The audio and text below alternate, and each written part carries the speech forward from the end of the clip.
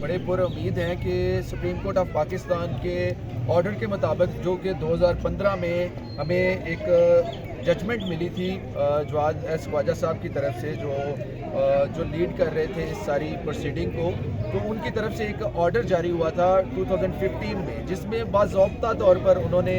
ये हुक्मनामा जारी किया था तमाम अथॉरिटीज़ को, अदारों को, कि जब तक आप इन तमाम कच्ची आबादियों के लिए कोई लाया अमल नहीं बनाते, अगर आपको इस जगह की ज़रूरत है और गवर्नमेंट इस जगह को किसी अमल में लाना चाहती है, किसी इस्तेमाल में लाना चाहती है, तो यहाँ पर सालों से बसने वाले जो मुतासरीन हैं उनके लिए आप प्रॉपर तरीके से एक सर्वे करें और उस सर्वे के ज़रिए फिर आप इनको मुतबादल जगह दें और इनके घरों का जो मुआवजा है वो भी इनको दें। फिर आप उनको वहाँ पे शिफ्ट करने के बाद इस जगह पर आप कोई भी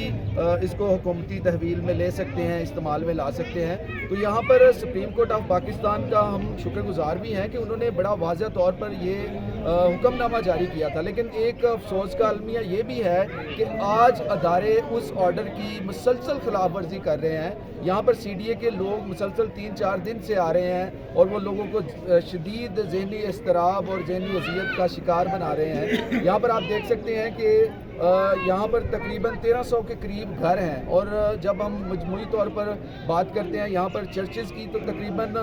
44 to 50 चर्च यहाँ पर रजिस्टर्ड चर्चेज़ हैं। और एक बात और मैं आपको बड़ी ऑथेंटिक बात ये भी बताना चाहता हूँ कि नादरा की तरफ से इन लोगों को ID कार्ड जो जारी किए गए हैं वो भी इस जगह के जारी किए गए हैं। बाकायदा तौर पर लोगों को इस जगह पर उनके मौजूदा पते में इस कॉलोनी का नाम लिखा गया है और उनको बाकायदा तौर पर स्ट्रीट नंबर भी दिए गए हैं। अगर मैं आपके इस चैनल के ज़रिए से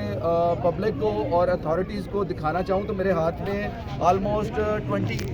ID कार्ड्स हैं। ये वो शनाख्ती कार्ड हैं जो नादरा की तरफ से, नादरा पाकिस्तान का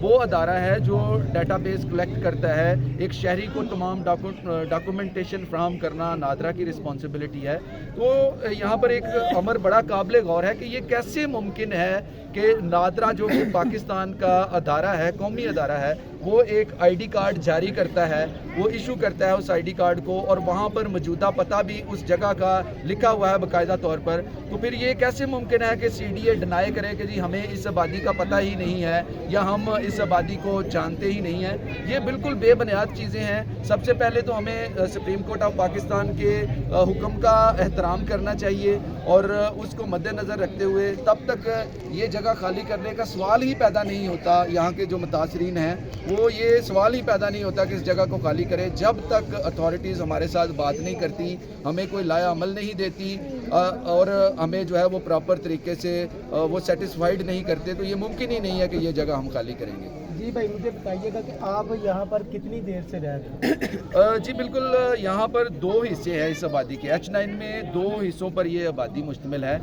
2008 में यहाँ पर रहाइश पजीर होने वाले जो यहाँ पर लोग हैं वो 2008 से रावल डैम से उनको उठाकर CDA की जानिब से इस जगह पर मुस्तकिल तौर पर बिठाया गया था। और मैं ये यहाँ पर एक चीज़ और ऐड करना चाहता हूँ कि उस टाइम की गवर्नमेंट पीपल्स पार्टी की गवर्नमेंट थी और हम शुक्रगुजार हैं पाकिस्तान पीपल्स पार्टी के जिन्होंने हमेशा से रोटी कपड़ा और मकान का नारा लगाया है। और आज ये अमर भी काबिल गौर है कि आज उसी पीपल्स पार्टी के जो शरीक चेयरमैन हैं जनाब सदर आसिफ जरदारी साहब, वो मुल्क के मौजूदा प्रेसिडेंट हैं। मैं उनसे ख़ास तौर पर दरख्वास्त करूँगा कि खुदारा अपनी पार्टी के उस नारे को जो है वो जहन में लाएं और इन गरीबों की दादरसी के लिए आप जो है वो इक़दाम करें, क्योंकि ये पाकिस्तान के लोग हैं, ये पाकिस्तानी शहरी हैं। पाकिस्तान को बहाल करने में, तरक्की देने में इन लोगों का बड़ा कलीदी किरदार है। और जब दूसरे हिस्से की हम बात करते हैं तो रिमशा मुतासरीन केस के ये लोग जो 2012 में यहाँ पर शिफ्ट हुए थे, एक नॉन सिटीजन बच्ची के ऊपर तहीने मज़हब का एक झूठा केस बनाया गया इस्लामाबाद के इलाका G12 में, और वहाँ से लोगों को CDA और अथॉरिटीज़ की मशावरत से यहाँ पर शिफ्ट किया गया था। तो देखें, इतने अरसे से, तकरीबन अरसा 17 साल से हम सब यहाँ पर रहाइश पजीर हैं। लोगों ने छोटे छोटे कर्जे लेकर बड़ी मेहनत मशक्क़त से अपने घरों को तमीर किया है। तो अब लोगों के सर पर एक लटकती तलवार जो है वो CDA की तरफ से अचानक आ खड़ी हुई है, जिसकी वजह से लोग शदीद ज़हनी दबाव का शिकार हैं। अभी अभी मुझे पता चला है, कुछ लोगों से मैंने पूछा है तो वो कहते हैं सिर्फ H9 कानूनी नहीं है, और भी कानूनी है, वो कौन कौन सी है? जी बिल्कुल, ये बात भी बड़ी काबिल गौर है कि H9 की जो रिमशा कॉलोनी और अकरम मसीह गिल कॉलोनी है, इसके अलावा इस्लामाबाद में 3 से 4 जो क्रिश्चियन आबादियाँ हैं उनको भी नोटिस जारी हुए हैं, और वर्बली उनको जो है वो प्रॉपर रिटन ऑर्डर तो अभी तक किसी को नहीं मिला, लेकिन जस्ट वो स्पीकर में लोगों को थ्रेट करने की और हरास करने की कोशिश की जा रही है CDA इन्फोर्समेंट के एहलकारों की तरफ से। और G7 में एक क्रिश्चियन कॉलोनी है, G8 में 2 क्रिश्चियन कॉलोनीज़ हैं, और इसके अलावा एक जगह F6 में 100 क्वार्टर, ये कुछ ऐसी आबादियाँ हैं जहाँ पर लोगों को मुसलसल हरासा किया जा रहा है, और ये लोग जो है अरसा 30-40 साल से यहाँ इस्लामाबाद में आबाद हैं। तो आपके चैनल के तवज्जुह से मैं हुकूमत वक्त से यही दरख्वास्त करूँगा कि खुदारा इन लोगों की दाद रसी के लिए आप हिकमत अमली बनाएं, और इनको, ये कोई जंगलों से आए हुए लोग नहीं हैं, ये कोई अफ़गानी या ये इंडियन नहीं है, बल्कि इनके बावजदाद यहाँ पर पाकिस्तान के ये शहरी हैं, और रियासत की ये रिस्पॉन्सिबिलिटी है। जब हम आइन के आर्टिकल 38 को देखते हैं तो वहाँ पर हम ये वाज़िया पैगाम देखते हैं कि आइन पाकिस्तान शहरियों को ये तहफ़्फ़ुज़ देता है कि रियासत की ज़िम्मेदारी है कि उनको बिजली, पानी, गैस और जो रहाइश की जो सहूलियत हैं वो फ्राहम करें। मुझे ये बताइएगा कि अभी तक कोई MPA MLA जिन लोगों को आप वोट देते हैं वो आपके साथ खड़े हैं कि नहीं? ये बड़ा अफसोसनाक अलमिया है कि इस्लामाबाद के तीनों हलकों से और बशमूल हमारे इस हलके से डॉक्टर तारक फजल चौधरी साहब हैं जो मौजूदा हुकूमत के MNA हैं और वफाकी वज़ीर भी हैं, लेकिन मुतअद्दिद बार कॉल्स करने के बावजूद वो यहाँ पर तशरीफ़ नहीं लाए। तो ये अमर बड़ा काबिल गौर है कि जब ये लोग वोट के लिए यहाँ पर आते हैं तो दिन रात यहाँ पर चक्कर लगाते हैं और बड़े बुलंदो बाला वो वादे करते हैं अवामी खिदमत के, लेकिन जब प्रैक्टिकल काम करने की बात आए, अमली काम करने की बात आए, तो ये सब लोग जो है वो सिर्फ झूठे वादों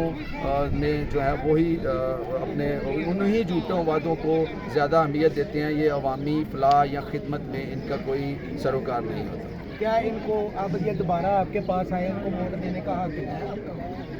देखिए, जो सच्चाई की बात है, ऐसा कोई नुमाइंदा जो अवामी नुमाइंदा बनने की अदाकारी तो करता है लेकिन हकीकत में वो अवाम के दुख तकलीफ़ या दर्द को नहीं समझता, तो ऐसे लोगों को वोट देना भी मैं समझता हूँ कि ये कोई मुनासिब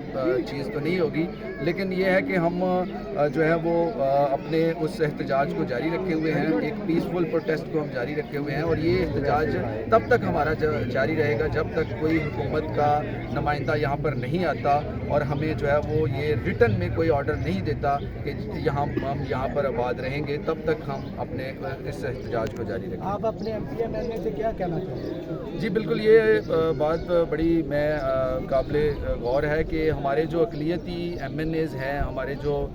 वफाकी और सूबाई वज़रा हैं, मैं उनसे दरख्वास्त करूँगा कि वो अपने लोगों की तकलीफ़ को महसूस करें। चूँकि आप हमारे वोटों से तो इलेक्ट नहीं हुए, लेकिन फिर भी आप चूँकि हमारे नुमाइंदे हैं, आप एक सिलेक्शन सिस्टम के थ्रू गवर्नमेंट में बैठे हुए हैं, तो आप अपने लोगों के लिए खड़े हों, अपने लोगों की तकलीफ़ को, मुसीबत को महसूस करें। इस मुश्किल घड़ी में मैं उनसे दरख्वास्त करूँगा कि खुदारा आप यहाँ पर आकर अपने लोगों के लिए खड़े रहें और उनके लिए आप इक़दाम करें। और जो हमारे बड़े बड़े पास्टर हैं, जिस तरह अनवर फजल है, जॉन एडी है, क्या ये लोग आप लोगों के साथ खड़े हैं कि नहीं?